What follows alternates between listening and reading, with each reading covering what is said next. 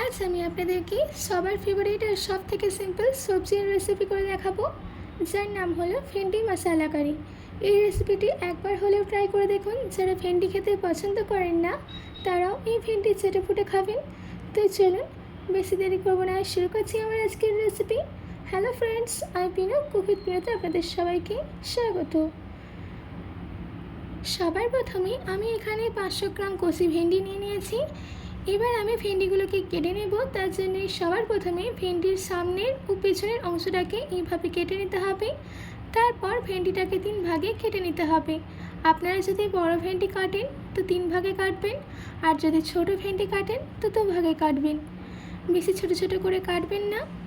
দেখুন সম্পূর্ণ ভেন্ডি কাটা হয়ে গেছে। এবার আমি একটা মশলার পেস্ট তৈরি করে নেব। তার জন্য আমি একটা মিক্সি জারের মধ্যে দিয়ে দিচ্ছি একটা মিডিয়াম সাইজের কেটে রাখা টমেটো, 15 কোয়া রসুন, 3টে শুকনো লঙ্কা, একটা তেজপাতা, 1.5 চামচ সর্ষে, হাফ চামচ জিরে, হাফ চামচ ধনে, 14টা গোলমরিচ, 1 চামচ কাসুরি মেথি ও 1/4 কাপ জল দিয়ে একটা ফাইন পেস্ট রেডি করে নেব।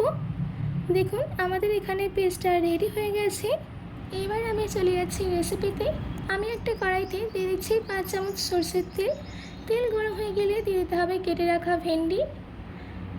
এবার ভেন্ডিগুলোকে মিডিয়াম ফ্লেমে 3 থেকে 4 মিনিট ভেজে নিতে হবে। যদি আমার আজকের রেসিপিটি আপনাদের ভালো লাগে তো প্লিজ লাইক করে এবং সাবস্ক্রাইব করে পাশে থাকা বেল আইকনটি ক্লিক করে দেবেন, যাতে আমি যেই নতুন নতুন রেসিপি ছাড়ি সেটা আপনাদের কাছে চলে যায়। আর এই রেসিপিটাকে প্রচুর পরিমাণে শেয়ার করতে একদম ভুলবেন না। দেখুন আমাদের ভেন্ডি ভাজা হয়ে গেছে। এবার তেল থেকে তুলে নিচ্ছি। এবার ওই একই তেলে দিয়ে দিতে হবে হাফ চামচ জিরে, আর 2টো মিডিয়াম সাইজের কেটে রাখা পেঁয়াজ, আর 3টি কাঁচা লঙ্কা কুচি। এবার এই সব কিছুকে কিছুক্ষণের জন্য ভেজে নিতে হবে। পেঁয়াজটাকে বেশি লাল করে ভাজবেন না, হালকা ট্রান্সলুসেন্ট হওয়াতে ভেজে নিতে হবে। দেখুন পেঁয়াজের মধ্যে হালকা কালার চলে এসছে। এবার এর মধ্যে দিয়ে দিচ্ছি আমাদের তৈরি করে রাখা মশলার পেস্ট। এবার এই সব কিছুকে ভালো করে মিশিয়ে নিচ্ছি। এবার এর মধ্যে দিয়ে দিতে হবে হাফ কাপ মিক্সি ধোয়া জল। জলটা দেওয়ার পর এটাকে ভালো করে মিশিয়ে নিতে হবে। তারপর এর মধ্যে দিয়ে দিতে হবে হাফ চামচ হলুদ গুঁড়ো, স্বাদ মতো নুন। এবার এই সব কিছুকে আবারও ভালো করে মিশিয়ে নিচ্ছি। এবার এই মশলাটাকে মিডিয়াম ফ্লেমে 5 মিনিট রান্না করে নিতে হবে। মাঝের মধ্যে নাড়তে থাকবেন, নয়তো মশলা কড়াইতে লেগে যাওয়ার সম্ভাবনা থাকে। দেখুন আমাদের মশলা থেকে তেল ছেড়ে এসছে। এবার আমি আরেকটু মিক্স করে এর মধ্যে দিয়ে দিচ্ছি ভেজে রাখা ভেন্ডি।